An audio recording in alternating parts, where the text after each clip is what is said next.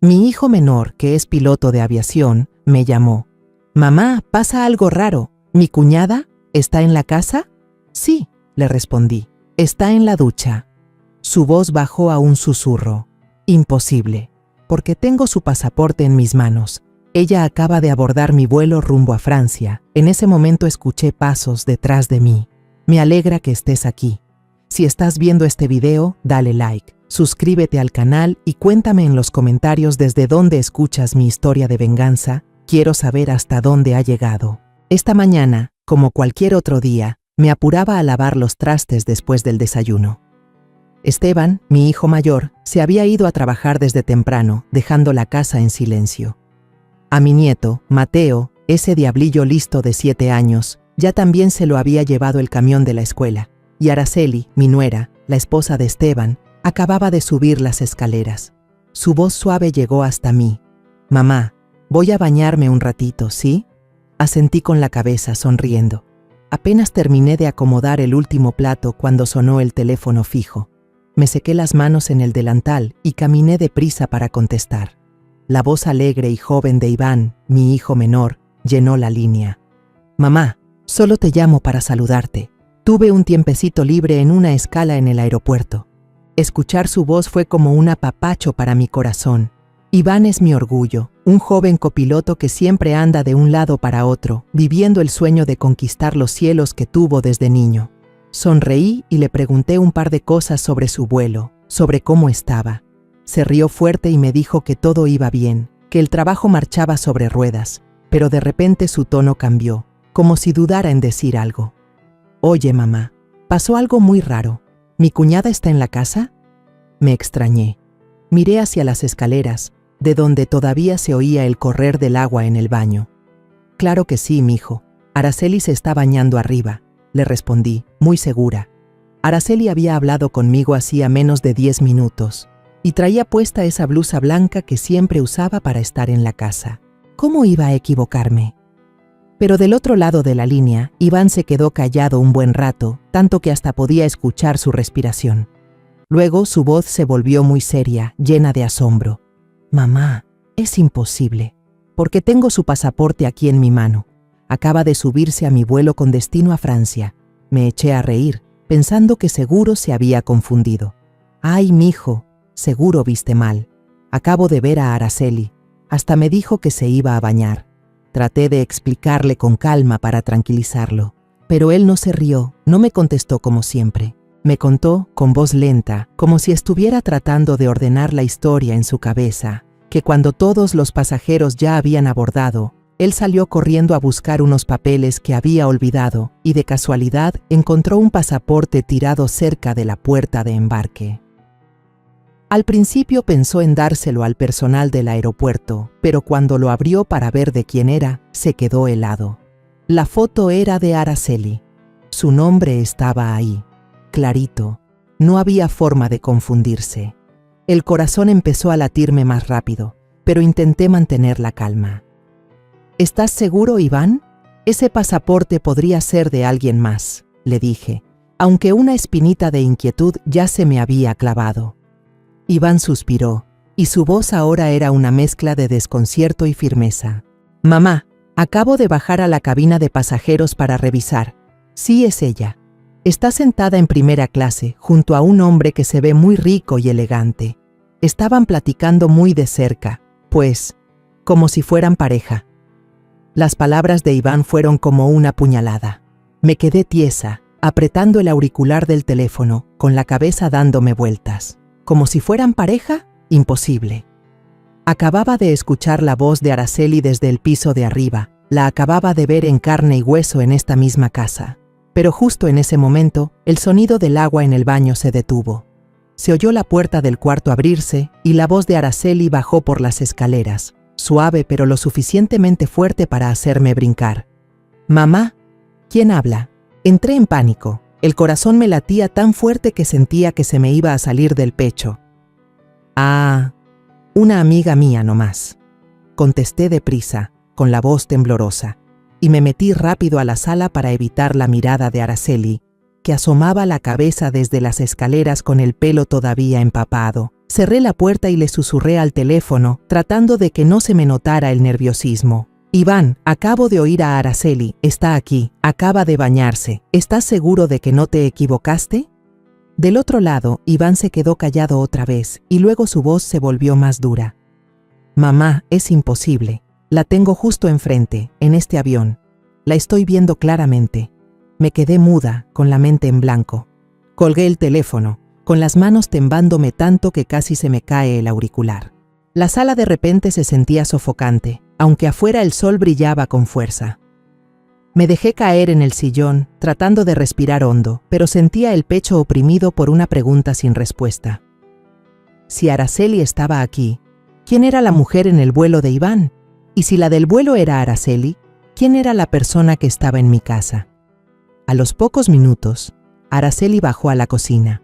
Llevaba un vestido azul claro, muy limpio, con el pelo todavía húmedo, y sonreía con la misma dulzura de siempre. Mamá, hoy voy a ir temprano al mercado. ¿Quiere que le traiga alguna verdura o algo? Su voz era amable, familiar, como si nada raro estuviera pasando. La miré, intentando forzar una sonrisa, pero por dentro sentía como si cargara piedras. Sí, mija, trae unos jitomates, por favor, le respondí con la garganta seca. Araceli asintió, tomó su canasta de palma y salió de la casa. Su silueta desapareció detrás del portón. Me quedé ahí parada, viéndola irse, con un torbellino en el alma.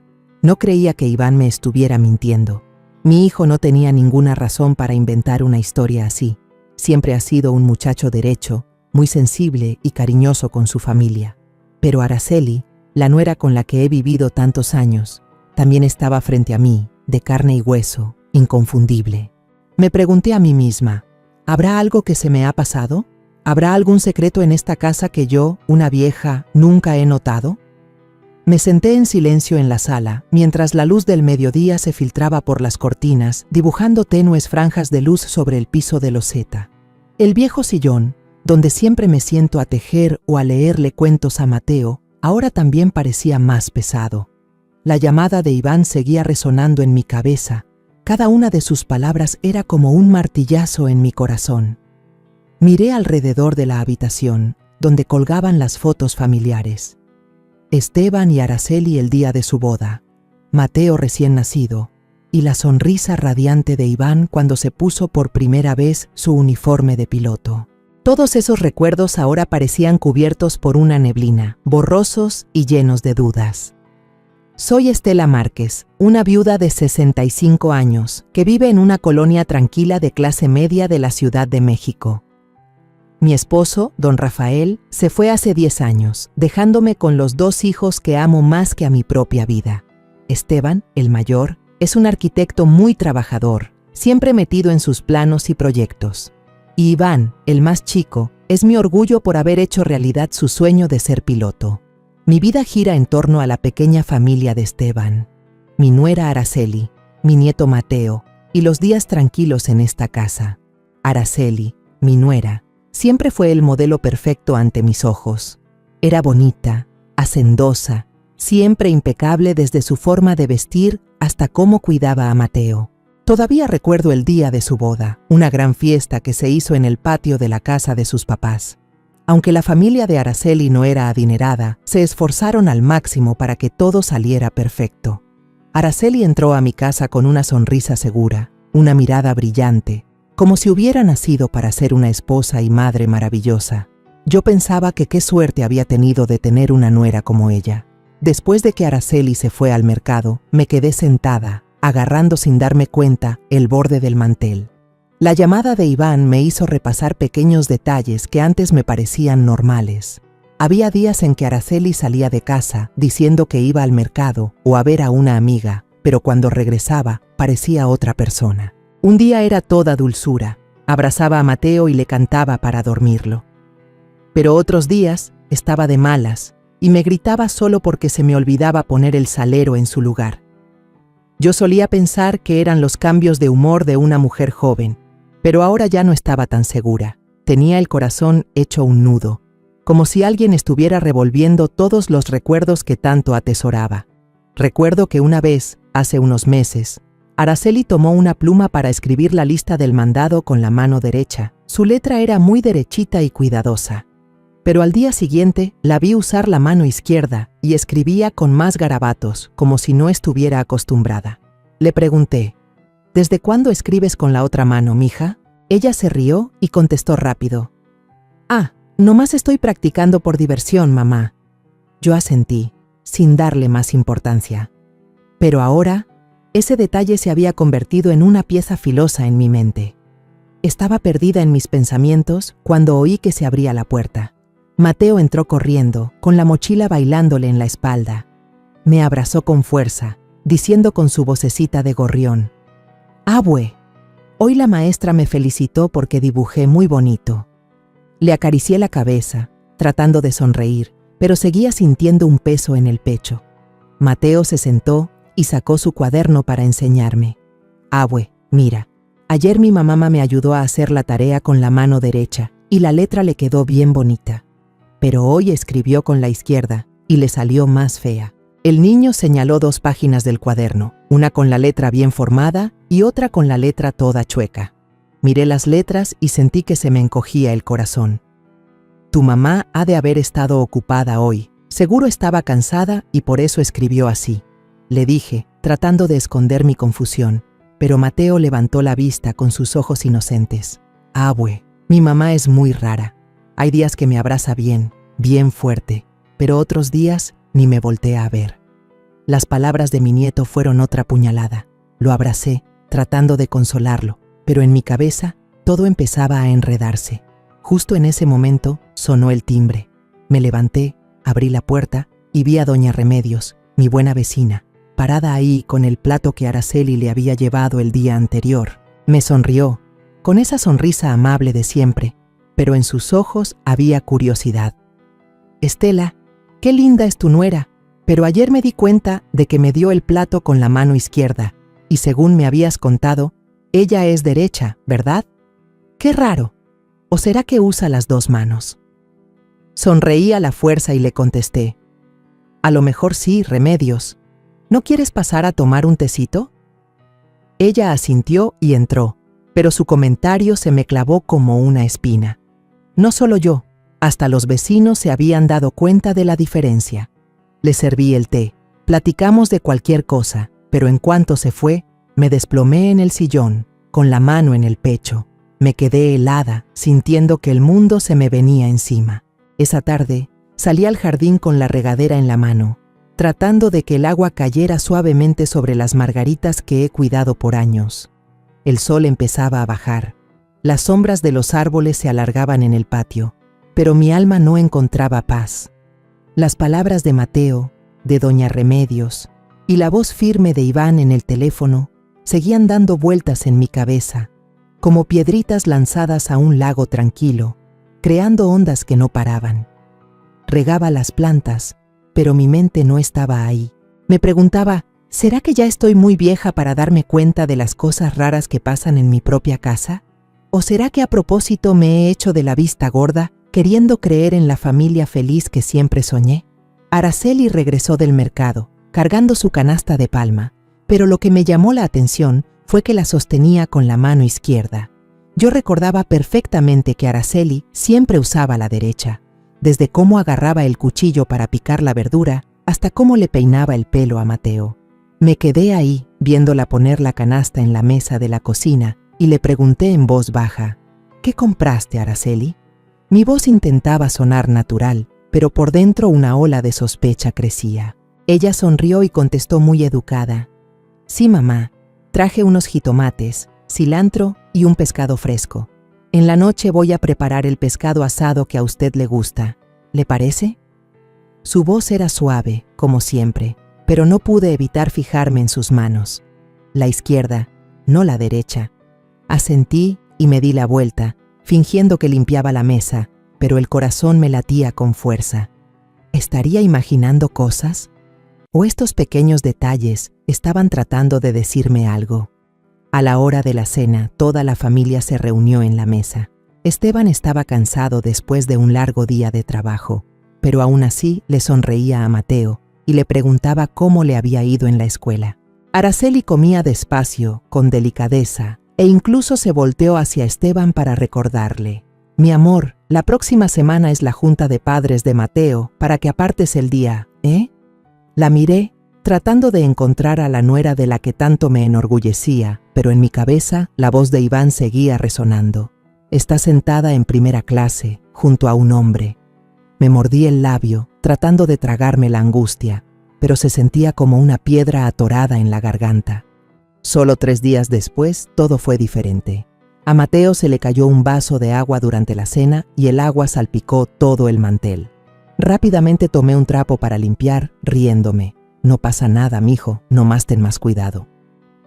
Pero Araceli, sentada frente a él, frunció el ceño de repente y le dijo con voz cortante: «Mateo, ¿por qué eres tan torpe? Ten más cuidado». Me quedé de a 6, mirando a Esteban. Él también frunció el ceño y le dijo en voz baja: «Araceli, fue un accidente, nada más». Ella se volteó, con una chispa de enojo en los ojos. «Tú siempre lo defiendes y yo quedo como la mala de la casa». El ambiente en la mesa se puso pesado. Mateo bajó la cabeza, con los ojos llenos de lágrimas. Lo abracé, sintiendo un dolor profundo. Hacía apenas unos días, Araceli le recordaba con ternura lo de la escuela, y ahora parecía otra persona por completo. Me senté a su lado, observando en silencio, tratando de unir las piezas en mi cabeza. Hoy estaba irritable, el otro día era un amor. Hoy usaba la mano izquierda, el otro día la derecha. Estas pequeñas diferencias, una por una, se iban acumulando en mi mente, como las piezas de un rompecabezas que todavía no podía ver completo. Me decía a mí misma que tenía que calmarme, pero cada vez que miraban a Araceli, veía a una extraña, como si no fuera la nuera con la que había vivido tantos años. Unos días después, llevé a Mateo a la escuela. Me tomó de la mano mientras caminábamos por la calle empedrada de siempre. De repente, se detuvo, me miró y me dijo con voz triste: «Abue, ayer mi mamá me enseñó a escribir, y tuvo mucha paciencia, la letra le quedó bien bonita. Pero hoy ni quiso ver mi tarea, me dijo que la hiciera yo solo». Me agaché para verlo a sus ojitos claros, y sentí que se me partía el alma. «Tu mamá estaba ocupada, mijo, no te pongas triste», le dije, pero la voz me temblaba. Mateo asintió, pero su mirada seguía llena de decepción. Lo abracé, sintiendo una impotencia enorme. Apenas tiene 7 años, ¿cómo iba a entender algo que ni yo misma podía descifrar? Esa noche volvimos a sentarnos a cenar. De repente, Araceli sacó una libretita de su bolsa y empezó a escribir algo con la mano izquierda. Esteban, que se estaba sirviendo comida, se rió de pronto. «Oye, ¿desde cuándo escribes con la zurda? Te ves bien rara». Araceli se detuvo en seco, con una sonrisa forzada en los labios. «Ah, nomás estoy probando, mi amor». Guardó rápido la libretita en su bolsa, pero me di cuenta de que en sus ojos hubo un destello de pánico. Esteban negó con la cabeza y no dijo nada más, pero supe que él también había notado algo extraño. Yo me quedé ahí sentada, apretando la cuchara, tratando de mantener la cara seria, pero por dentro, las dudas crecían como un fuego lento. Una mañana, tomé el frasco de especias vacío y crucé la calle empedrada de siempre para ir a casa de doña Remedios. Araceli se lo había pedido prestado hacía unas semanas, diciendo que era para hacer el mole poblano que tanto le gusta a Esteban. Toqué la puerta y doña Remedios me abrió con su sonrisa amable de siempre. «Estela, pásale, déjate preparo un cafecito», me dijo, todavía con un trapo en la mano. Le di el frasco, pensando en darle las gracias e irme, pero me jaló para que me sentara en una silla de madera en su cocina. El ambiente era cálido, olía a café tostado, pero yo no podía relajarme. Doña Remedios me miró con los ojos llenos de duda y bajó la voz. «Estela, no te vayas a enojar por lo que te voy a decir. ¿A poco tu nuera ha cambiado de carácter? Un día me saluda bien contenta, hasta me pregunta por mis hijos, pero ayer pasó por aquí, le hice señas y ni me peló, como si no me conociera». Las palabras de doña Remedios fueron como otra piedra en el lago revuelto de mi corazón. Sonreí a la fuerza y le contesté: «Ha de haber andado apurada, Remedios. Ya ves cómo son los jóvenes de ahora», pero por dentro estaba hecha un lío. Sabía que doña Remedios no hablaba por hablar. Ella es una persona muy sentimental, que siempre se fija en los detalles. Si hasta ella notaba lo rara que estaba Araceli, entonces mis sospechas ya no eran imaginaciones mías. Me quedé un rato más, le di un sorbo al café ya frío y me despedí para irme, con el alma pesada. De regreso pasé por la panadería de don José, donde siempre le compro pan dulce a Mateo. Don José estaba despachando y cuando me vio, sonrió. «Doña Estela, ¿qué le vamos a dar hoy al campeón?».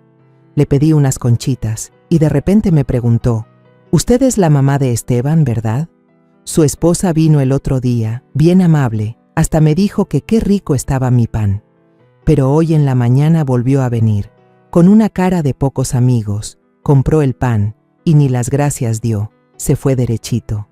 Me quedé tiesa, apretando el asa de mi bolsa. «Ha de haber andado cansada, José», le contesté con la voz temblorosa. Le di las gracias rápido y me fui. Las palabras de don José fueron otra navaja, cortando más profundo en las dudas que crecían dentro de mí. Al llegar a casa, me preparé un té y me senté en el porche. El viento soplaba suave, trayendo el olor de las margaritas del jardín. Miré hacia la calle que lleva al mercado, por donde Araceli siempre se iba. De repente, la vi regresar, cargando su bolsa del mandado, pero me saludó con una voz seca. «Buenas tardes, mamá». Sin sonrisa, sin la alegría de ayer, cuando me presumió que le habían dado barato el manojo de cilantro. Asentí y le contesté en voz baja: «Ya volviste». Pero por dentro, no pude evitar observarla con más atención. La blusa que traía hoy era azul marino, diferente a la blusa blanca que llevaba cuando se fue. Intenté preguntarle con voz suave: «¿Por qué te cambiaste de blusa?». Araceli se detuvo un segundo y luego contestó rápido: «Ah, es que me manché y me la tuve que cambiar». Sonrió a medias y se metió rápido a la cocina. Me quedé ahí, con la taza de té en las manos, sintiendo como si una roca me aplastara el pecho. Las palabras de doña Remedios, de don José, y la forma en que Araceli me contestó, todo me obligaba a no seguir ignorando las cosas. Esa noche estábamos todos cenando. Mateo contaba cosas de la escuela, con su vocecita alegre, pero noté que Araceli solo asentía, sin contestarle como otras veces. Cuando Esteban le preguntó: «¿Ya acabaste de comer? ¿Para que tu mamá recoja los platos?». Mateo de repente se volteó hacia mí y dijo con inocencia: «Abue, hoy mi mamá no me cantó para dormirme. Ayer sí me cantó la canción viejita que tú siempre me cantas y se oye bien bonito». Miré a Araceli, que se estaba sirviendo comida, sin reaccionar. Pero las palabras de Mateo fueron como un alfilerazo en mi corazón. Esa canción de cuna, ese cielito lindo, que yo les cantaba a Esteban y a Iván, solo Araceli y yo la conocíamos en esta casa. Entonces, ¿por qué ayer la cantó y hoy no? ¿Por qué cambiaba tan rápido? Me levanté a recoger los platos, pero mi mente ya no estaba ahí. Recordé las veces que Araceli salía de casa, diciendo que iba a ver a una amiga, pero regresaba con una mirada extraña. Un día trajo un ramo de flores frescas, diciendo que se lo había regalado una amiga, pero otro día se enojó cuando le pregunté: «¿A dónde fuiste hoy que llegaste tan tarde?». Yo solía pensar que eran cosas sin importancia, pero ahora parecían las piezas de un secreto mucho más grande. No quería creer que Araceli me estuviera ocultando algo, pero cada palabra, cada gesto suyo, me hacía dudar. Esa noche, después de limpiar la cocina, me senté en la mesa del comedor y saqué una vieja libreta de un cajón. Me temblaba la mano mientras escribía la primera línea. 3 de la tarde. Araceli sale al mercado. Regresa 6 de la tarde. Trae blusa azul, actitud irritable. No sabía qué estaba haciendo, pero sabía que no podía seguir fingiendo que no pasaba nada. Seguí escribiendo. Ayer le cantó a Mateo para dormir, tierna. Hoy, fría, no le cantó. Cada palabra era un trazo pesado, como si estuviera grabando mis sospechas en la realidad. Mi vieja libreta ahora estaba llena de anotaciones sobre Araceli. Cada letra era un pedazo de mi duda, como si estuviera pintando un cuadro que no me atrevía a mirar. Me senté en la cocina, viendo la libreta, con el corazón apesadumbrado. No podía seguir guardándome todos estos pensamientos. Eran como olas que subían y bajaban, dejándome sola en mi confusión. Necesitaba a alguien con quien hablar, alguien que me entendiera, que no me juzgara, que no sacara conclusiones a la ligera. De inmediato pensé en Carmela, mi amiga del alma, la que ha estado conmigo desde que éramos jóvenes, cuando nos sentábamos a tejer bajo un árbol y nos contábamos nuestras vidas. Tomé el teléfono con la voz temblorosa. Carmela, ¿estás libre en la tarde? ¿Vamos al cafecito de la esquina? Yo necesito hablar. Carmela aceptó al instante, su voz tan cálida como siempre. Estela, sabía que algo te pasaba. Espérame, voy para allá. Sentí un poco de alivio, pero la preocupación seguía pesando. Me puse mi rebozo viejo y salí de la casa, rumbo al pequeño café de la esquina, donde Carmela y yo hemos compartido tantas alegrías y tristezas. El lugar seguía igual, con sus mesas de madera oscura y ese olor delicioso a café recién tostado. Escogí una mesa en un rincón, donde la luz era tenue, para que nadie escuchara nuestra conversación.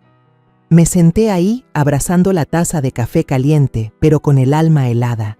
Me preguntaba, ¿cómo le voy a contar todas estas sospechas? ¿Cómo me voy a atrever a admitir que estoy dudando de mi propia nuera? Carmela llegó, con un suéter ligero y cargando una bolsa con verduras frescas. Se sentó, me miró directo a los ojos, con esa mirada aguda pero llena de cariño. Estela, no más de verte la cara sé que algo gordo te pasa. A ver, suéltalo. ¿Qué te trae como alma en pena? Respiré hondo, tratando de que no se me quebrara la voz, pero cada palabra se me atoraba en la garganta. Le conté todo de forma resumida. La llamada de Iván desde el aeropuerto, el pasaporte de Araceli, la mujer idéntica a ella en el avión, y todos los pequeños detalles que había anotado, desde cómo cambiaba de mano para escribir hasta su humor que cambiaba del día a la noche. Saqué la libreta de mi bolsa y se la pasé. Mira, aquí lo apunté todo. No sé si me lo estoy imaginando, pero ya no puedo hacerme la tonta. Carmela fue pasando las hojas, con el ceño fruncido. Leía despacio, sus dedos repasando mi letra temblorosa. «Te has fijado en todo, Estela», dijo con voz seria. «Cada vez que sale y regresa, es como si fuera otra persona. ¿Tú qué crees que sea?» Negué con la cabeza, apretando la taza de café. «No sé, Carmela. Solo sé que tengo miedo. Miedo de que Araceli esté ocultando algo, miedo de que mi familia se rompa si escarbo más. Pero no puedo parar. Tengo que saber la verdad, por Esteban, por Mateo». Carmela dejó su taza en la mesa y me miró con determinación. «A las mujeres no se nos engaña fácil, Estela. ¿Qué te dice tu instinto? Yo estoy segura de que aquí hay gato encerrado. Tienes que llegar al fondo de esto». Dudé y mi voz se hizo un susurro. «¿Pero y si la estoy juzgando mal? ¿Y si lastimo a Esteban?» Carmela me interrumpió con firmeza. «Hazle caso a tu instinto. Si no descubres la verdad, vas a vivir siempre con la duda, y así no vas a poder proteger ni a Mateo ni a Esteban». Justo en ese momento, doña María, la señora que vende verduras en el mercado y a quien conozco, entró al café. Me reconoció y sonrió. «Doña Estela, qué casualidad. La semana pasada vi a su nuera en el mercado. Me saludó bien amable, hasta me compró un manojo extra de cilantro para cocinar. Pero hoy en la mañana pasó otra vez, bien seria, ni saludó, compró sus verduras y se fue. ¿Le pasa algo a su nuera?». Sonreí a la fuerza y le contesté: «Ha de andar cansada, María». Pero por dentro sentía que me ahogaba. Otra persona más que notaba lo rara que estaba Araceli. Le di las gracias a doña María, la vi irse y me volteé hacia Carmela, seguro con el pánico reflejado en mis ojos. Carmela me tomó la mano y su voz se suavizó. «Ya ves, Estela, no solo eres tú, hasta los vecinos se dan cuenta. Ya no te engañes.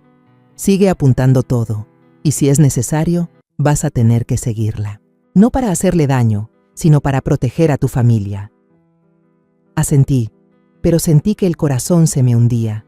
Sabía que Carmela tenía razón, pero la idea de seguir a mi propia nuera me hacía sentir como si estuviera traicionando a mi familia. He pasado toda mi vida cuidando este hogar, y ahora tenía que hacer algo que nunca imaginé: investigar a uno de los míos. Esa tarde, regresé a casa, todavía con la cabeza hecha un lío. Araceli salió de la casa, cargando su familiar canasta azul. «Mamá, voy al mercado un momento». dijo con voz suave. Asentí, pero en cuanto desapareció tras el portón, abrí mi libreta y escribí. 3 de la tarde. Araceli sale al mercado, lleva canasta azul, actitud normal. Me quedé ahí mirando el reloj, contando cada minuto. A las 6, Araceli regresó, pero la canasta que traía en la mano ahora era roja. Me quedé sorprendida y le pregunté, ¿cambiaste de canasta? Ella sonrió y contestó rápido, sí, es que la otra se rompió y una amiga me prestó esta. Asentí, pero mis manos temblaban mientras añadía en la libreta. Regresa 6 de la tarde, trae canasta roja, voz un poco apurada. Mis notas se acumulaban, cada línea era un paso más cerca de la verdad, pero también un paso que me alejaba de la imagen de la vieja madre que solo sabe amar y confiar. El fin de semana, Esteban se fue a trabajar horas extras desde temprano y Mateo estaba en la escuela en una actividad, dejando la casa en silencio, solo para mí y Araceli. Yo estaba limpiando la mesa del comedor, tratando de mantenerme ocupada para alejar las dudas que me carcomían. Pero entonces Araceli bajó de su cuarto con un vestido floreado de color amarillo pálido, tan fresca como en sus primeros días de casada. «Mamá, voy al mercado un ratito», dijo con voz suave. Tomó su canasta de palma de siempre y se fue. Asentí, sonriendo, pero por dentro una voz me insistía. «Síguela, Estela. Ve a buscar la verdad». No lo pensé 2 veces. Tomé mi rebozo viejo, me lo puse en la cabeza para cubrirme un poco la cara y salí de la casa en silencio, manteniendo una distancia segura detrás de Araceli. El sol pegaba fuerte, el sudor me empapaba la espalda, pero no me importaba. Solo quería saber a dónde iba realmente, qué hacía. Araceli caminó rápido por la calle empedrada que lleva al mercado, pero de repente, en lugar de dar vuelta a la derecha como siempre, giró a la izquierda, hacia un callejón detrás de una zona obrera. Las casas eran viejas, apretadas unas contra otras, con las paredes despintadas y los techos de lámina oxidados. Bajé el paso, con el corazón latiéndome a 1000 por hora, tratando de esconderme detrás de unas bicicletas estacionadas en la banqueta.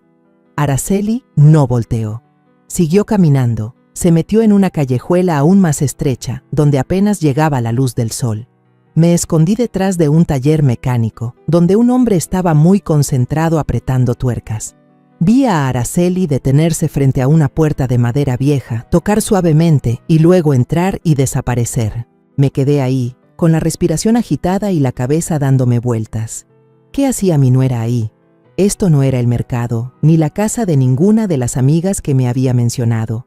Quise caminar hasta allá, tocar la puerta, preguntarle directamente, pero mis pies parecían clavados al suelo. Le tenía miedo a la verdad. Miedo de que lo que estaba a punto de descubrir lo rompiera todo. Al final, me di la vuelta y regresé a casa, llena de preguntas, cada paso más pesado que el anterior. Apenas empujé el portón de la casa, me quedé helada. Araceli estaba parada en la cocina, picando verduras, con una blusa blanca puesta, completamente diferente al vestido de flores con el que había salido. Tenía el ceño fruncido y me miró con unos ojos fríos y cortantes. ¿A dónde fue, mamá, que apenas regresa? Me quedé tiesa, con la boca seca, sin poder decir una palabra. Hacía solo unos minutos la había visto entrar a ese callejón, con un vestido amarillo. ¿Cómo pudo haber regresado tan rápido? ¿Y esta blusa? Tartamudeé. Fui a dar una vuelta nomás. Araceli asintió, sin decir nada más, pero su mirada me dio un escalofrío. Subí a mi cuarto, fingiendo que iba a buscar algo, pero en realidad era para huir de esa mirada, para calmar mi corazón que latía desbocado en mi pecho. Esa noche, estaba sentada tejiendo cuando Mateo entró corriendo a mi cuarto, con las mejillas rojas de tanto jugar en el patio. Se abrazó a mis piernas, sollozando. «Abue, hoy mi mamá me regañó. No más porque se me cayó un lápiz. No como ayer. Ayer estaba bien buena, hasta me abrazó». Tomé a Mateo en mis brazos, le acaricié la cabeza, pero por dentro sentía que me quemaba. «Tu mamá estaba cansada, mijo. No te pongas triste», le dije, pero la voz me temblaba. Mateo escondió la cara en mi hombro y susurró: «Abue, yo quiero a la mamá de ayer». Lo abracé más fuerte, con las lágrimas a punto de salírseme. Las palabras de mi nieto fueron como una navaja, grabando más hondo las sospechas que intentaba reprimir. Esa noche no pude dormir. Me quedé acostada en la cama, con los ojos bien abiertos mirando el techo. Las imágenes se repetían una y otra vez en mi cabeza. Araceli con el vestido de flores entrando al callejón. Araceli con la blusa blanca parada en la cocina y la voz de Iván: está en mi vuelo.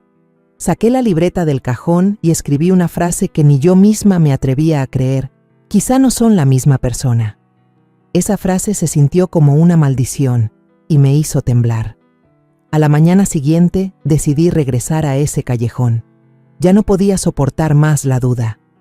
Tomé la foto familiar que cuelga en la sala, esa donde Araceli sonríe radiante junto a Esteban y Mateo. La agarré fuerte y salí de la casa, decidida pero muerta de miedo. El callejón estaba igual que ayer, silencioso y sombrío. Me detuve junto a un puesto de elotes, donde una señora de mediana edad estaba echándole aire al carbón. Le mostré la foto y le pregunté: «Disculpe, ¿ha visto a esta muchacha por aquí?». La señora la miró bien y luego señaló: «Ah, sí, claro, entra y sale seguido de la casa del número 14, esa de allá». Le di las gracias, con el corazón latiéndome en la garganta, y caminé directo hacia esa casa. La casa número 14 apareció frente a mí, con las paredes manchadas, la puerta de madera despintada y una maceta con una margarita marchita en el marco de la ventana. Me paré ahí, con las manos temblorosas, sintiendo que el mundo entero contenía la respiración conmigo. Toqué la puerta, y cada golpe sonaba como un martillazo en mi pecho. La puerta se abrió y me quedé muda. Frente a mí estaba una mujer idéntica a Araceli, desde la cara, el cuerpo, hasta el cabello largo y negro. La única diferencia era su mirada asustada y sus manos que temblaban mientras sostenían un trapo. Tartamudeé, con la voz quebrada: «¿Araceli?». La muchacha se sobresaltó, apretó el trapo con fuerza e intentó cerrar la puerta de golpe. Pero justo en ese momento, otra voz se escuchó desde adentro, una voz suave pero firme: «Isidora, ya no te escondas. Tú también sabes que esto está mal». Levanté la vista y vi a una joven salir de un rincón del cuarto, parándose justo detrás de la mujer que era igual a Araceli. Era delgada, con el pelo recogido, y tenía una mirada inteligente pero amable. Me miró y sonrió levemente. «Me presento, soy Luciana Varela, la compañera de cuarto de Isidora. Doña Estela, por favor, pase. Ya es hora de que sepa la verdad». Respiré hondo, tratando de que no me temblaran las piernas, y entré a esa casita de lámina apretada. Las paredes estaban manchadas, el piso de cemento agrietado, y un ligero olor a desinfectante flotaba en el aire. En un rincón, un hombre mayor tosía débilmente, acostado en un catre viejo, cubierto con una cobija raída. Sentí que el espacio me aplastaba, pero aún así caminé y me senté en la silla de madera que Luciana me señaló. La mujer idéntica a Araceli bajó la cara, y su voz fue apenas un susurro: «Perdóneme, yo no soy Araceli, me llamo Isidora». La miré, con la mente hecha un torbellino, sin poder decir nada. Isidora. El nombre era extraño, pero la cara era demasiado familiar. Apreté las manos, tratando de mantener la voz firme. «Tú, explícame, ¿por qué te pareces tanto a mi nuera? ¿Y por qué apareces en mi casa?». Isidora levantó la vista, con los ojos llenos de culpa, pero no contestó de inmediato. En su lugar, Luciana se sentó a su lado, sirvió un vaso de agua de una jarra de plástico vieja y empezó a hablar. «Isidora es muy pobre, doña Estela», dijo Luciana con voz calmada y clara. «Sus padres adoptivos están muy enfermos, sobre todo el señor que está acostado ahí. Hace unos años, Isidora se encontró con Araceli por casualidad en un mercado. Se parecían como dos gotas de agua, y Araceli se aprovechó de eso. Le propuso a Isidora que se hiciera pasar por ella, que la reemplazara por unas horas cada vez que lo necesitara. Isidora no quería, pero Araceli le pagaba muy bien, y su familia necesitaba el dinero para las medicinas.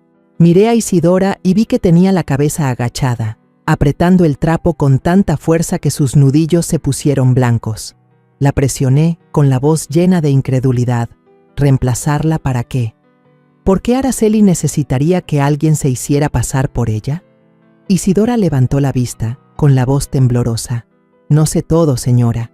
Ella solo me decía, tú nada más quédate en la casa unas horas. Haz algunas cosas como ir al mercado, cuidar al niño, y ya.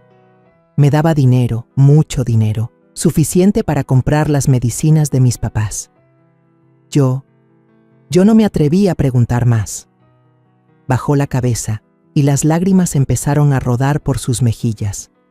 La miré, sintiendo que se me oprimía el pecho. Cada detalle extraño de los últimos meses de repente cobró sentido.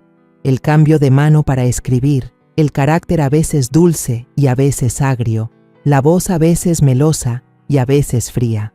Todo encajaba ahora, como las últimas piezas de un rompecabezas que me había negado a ver. Luciana continuó, con una mirada más aguda. No sé si esto ayude, pero una vez vi a Araceli con un hombre muy elegante. Se llama Salvador Quiñones. Escuché el nombre cuando estaban platicando en un café. Se decían, mi amor, muy cariñosos. En ese momento, Isidora estaba esperando afuera en el coche, sin entender nada. El nombre Salvador Quiñones fue como un cuchillo en mi corazón.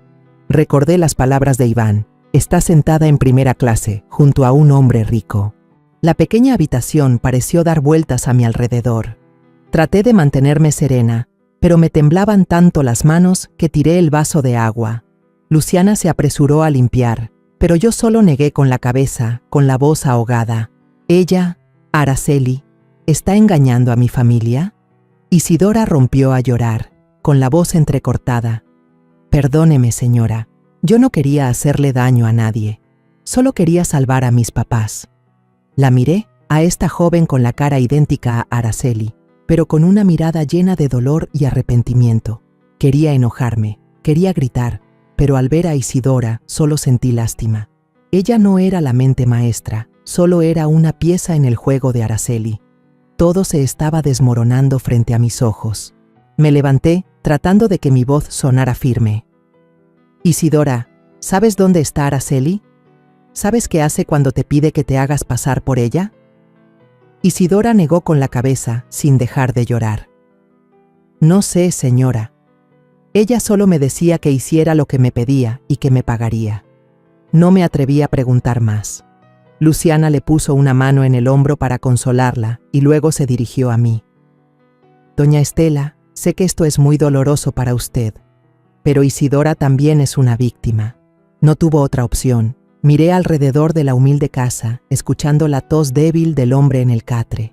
Comprendí la desesperación de Isidora, pero eso no borraba el sentimiento de traición que sentía. Apreté los puños, tratando de contener las lágrimas. No te culpo a ti, Isidora, pero necesito saber la verdad. Necesito proteger a mi hijo y a mi nieto. Me levanté, sintiendo que el mundo se me venía encima. Gracias, Luciana, por decirme la verdad. Volveré. Salí de la casa y el sol brillante de afuera me cegó, pero mi corazón estaba helado. A la mañana siguiente, volví a buscar ese pequeño callejón, donde las paredes manchadas y la puerta de madera despintada se habían convertido en una obsesión en mi mente. El sol seguía pegando fuerte, pero yo sentía un frío por dentro, como si cargara un viento helado de dudas sin resolver. Toqué la puerta del número 14, apretando la foto familiar como si fuera un amuleto que me diera el valor para enfrentar la verdad. Esta vez, Isidora ya no parecía tan asustada. Abrió la puerta, con una mirada todavía tímida pero más tranquila, y me invitó a pasar. Doña Estela la estaba esperando. Pase, por favor. La casa seguía siendo pequeña, con ese olor a desinfectante y la tos débil del hombre en el catre. Me senté en la silla de madera vieja y miré a Isidora. Llevaba una blusa sencilla, el pelo recogido sin apretar, se veía cansada pero ya no asustada. Respiré hondo y dije en voz baja, Isidora, quiero conocer a tu mamá adoptiva. Necesito entender mejor todo esto. Isidora asintió y me llevó a un rincón del cuarto, donde una mujer muy delgada, de pelo completamente blanco, estaba acostada en una cama, con los ojos nublados mirando al techo. Era doña Felicitas Morales, la madre adoptiva de Isidora. Tomé su mano flaca y me presenté. Soy Estela Márquez, la mamá de Esteban, el esposo de Araceli. Doña Felicitas me miró, respirando con dificultad, y dijo con voz débil: Isidora, no es mi hija de sangre, es una niña que adopté cuando era una recién nacida. Sus palabras fueron como un martillazo en mi cabeza. Me quedé helada, con el corazón latiéndome fuerte, pero traté de que mi voz sonara tranquila. Cuénteme, por favor, ¿cómo pasó todo? La señora tosió y luego, lentamente, empezó a contarme una historia para la que no estaba preparada.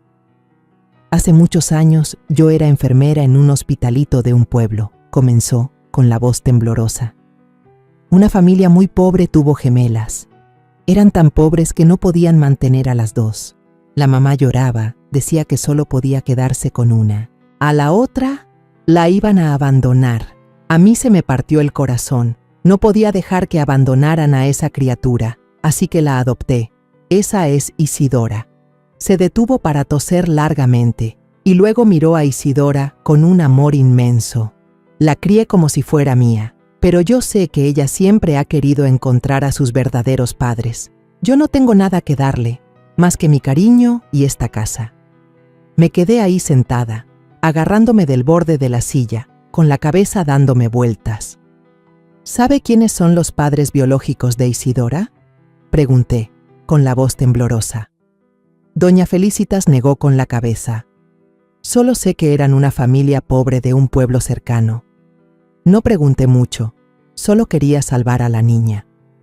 Miré a Isidora y la vi con la cara agachada, con las lágrimas rodando. Doña Estela, yo no sé nada de mis padres biológicos, dijo, con la voz ahogada. Pero cuando conocí a Araceli, pensé que a lo mejor ella sabía algo. Se parece tanto a mí, pero nunca me dijo nada sobre eso. Sentí que me faltaba el aire. Le pedí a doña Felicitas que me dejara ver sus papeles viejos, con la esperanza de encontrar alguna pista. Señaló un viejo ropero de madera. Isidora sacó un sobre de papel amarillento y me lo dio. Adentro había una copia de unos papeles del hospital con la fecha de nacimiento de Isidora. Los leí rápidamente y sentí que el corazón se me paraba. La fecha de nacimiento de Isidora era exactamente la misma que la de Araceli, la que yo había visto en sus papeles cuando se casó con Esteban. Agarré los documentos con manos temblorosas y miré a Isidora. Tú y Araceli, ¿podrían ser hermanas gemelas?, dije con la voz perdida.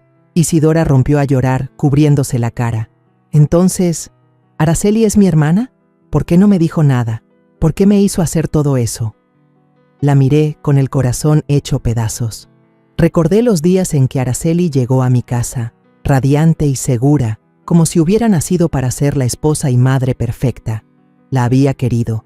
Había creído que le daría la felicidad a Esteban.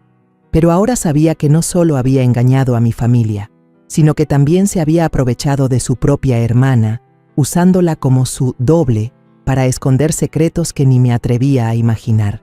Me levanté, le puse la mano en el hombro a Isidora y mi voz, aunque firme, no pudo ocultar el dolor. Isidora, a partir de hoy, no voy a dejar que nadie más se aproveche de ti. Voy a ayudar a tus papás con su enfermedad, pero a cambio tienes que cooperar conmigo. Necesito sacar esta verdad a la luz por Esteban, por Mateo. Isidora asintió, sin dejar de llorar. La voy a ayudar. Ya no quiero vivir en esta mentira.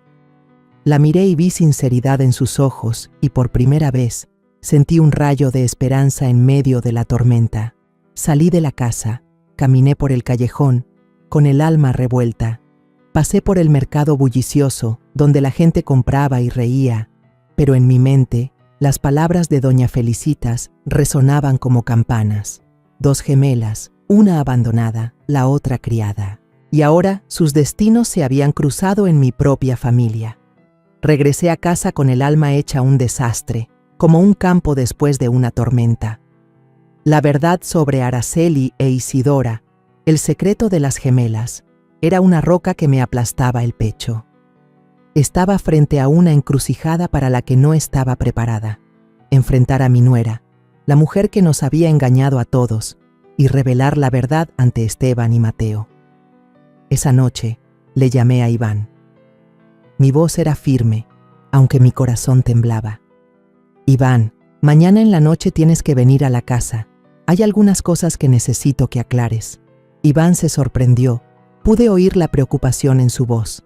«Mamá, ¿pasó algo grave?», le dije cortante. «Tú solo ven, mijo. Te necesito. Y si puedes, trae el pasaporte electrónico de Araceli». No preguntó más, solo dijo: «Sí, mamá, ahí estaré». Colgué y me senté, sintiendo que el mundo entero se me venía encima. Sabía que la noche de mañana sería una que nadie en esta familia olvidaría. Al día siguiente, me levanté temprano y preparé una gran cena familiar. Puse un mantel blanco en la mesa. Encendí unas velas. Cociné el mole poblano que tanto le gusta a Esteban y el pescado asado que Mateo siempre me pide. Quería que esta cena fuera especial, no para celebrar, sino para marcar un antes y un después. Estaba en la cocina, picando verduras, pero mi mente estaba en otro lado, entre ese callejón sombrío y las palabras de Isidora. Me decía a mí misma que tenía que ser fuerte, por Esteban, por Mateo, pero cada corte del cuchillo se sentía como un corte en mi propio corazón.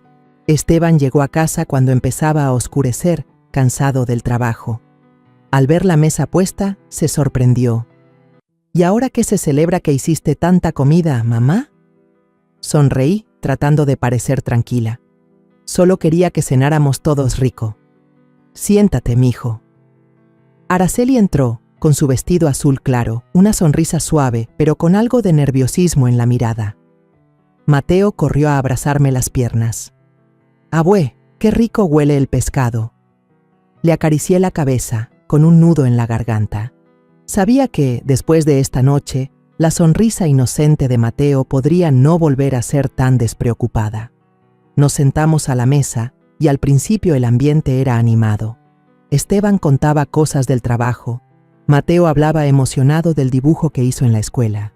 Araceli asentía, comentando de vez en cuando, pero noté que le temblaba un poco la mano al tomar la cuchara. Respiré hondo y le hice una seña a Iván, que estaba esperando afuera. Entró y justo detrás de él venía Isidora, con un vestido sencillo, el rostro idéntico al de Araceli, pero con una mirada llena de angustia.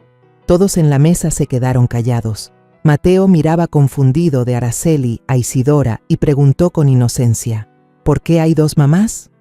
Esteban se puso pálido, soltó la cuchara y Araceli se levantó de un salto gritando: «¿De qué se trata todo esto, mamá?». Me puse de pie, agarrándome del borde de la mesa para no temblar. «Siéntate, Araceli», le dije, con voz lenta pero firme. «Necesito que aclaremos todo». Empecé a contar, y cada palabra me desgarraba por dentro. La llamada de Iván desde el aeropuerto, cuando la vio en un vuelo a Francia, aunque ella seguía en casa, las veces que cambiaba de mano para escribir, su carácter a veces dulce y a veces agrio, y finalmente, mi visita al callejón, donde conocí a Isidora y descubrí el secreto de las gemelas. «Tú e Isidora son hermanas gemelas», dije, mirándola directo a los ojos. «Te aprovechaste de tu hermana para ocultar la verdad. Dinos, ¿cuál es la verdad?». Araceli temblaba, con la cara blanca como el papel. Gritó, tratando de defenderse: «Está inventando todo para humillarme. ¿Cómo se atreve?». Pero Iván se acercó y puso un fajo de papeles sobre la mesa con fuerza.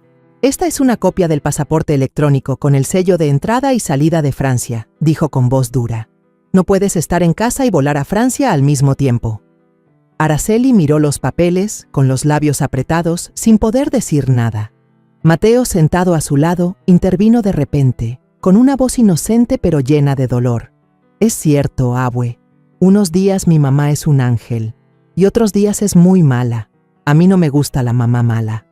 Las palabras de mi nieto fueron como una puñalada, y tuve que contenerme para no llorar. El aire en la habitación se sentía tan pesado que era difícil respirar. Asentí y le hice una seña a Luciana, que acababa de entrar por la puerta de atrás. Se paró ahí, con su mirada aguda, y contó frente a todos: «Yo vi a Araceli con Salvador Quiñones, se decían mi amor, y fue ella quien contrató a Isidora para que se hiciera pasar por ella y engañar a la familia». Esteban se volteó hacia su esposa con la voz ahogada. «¿Es verdad, Araceli? Dime, ¿es verdad?».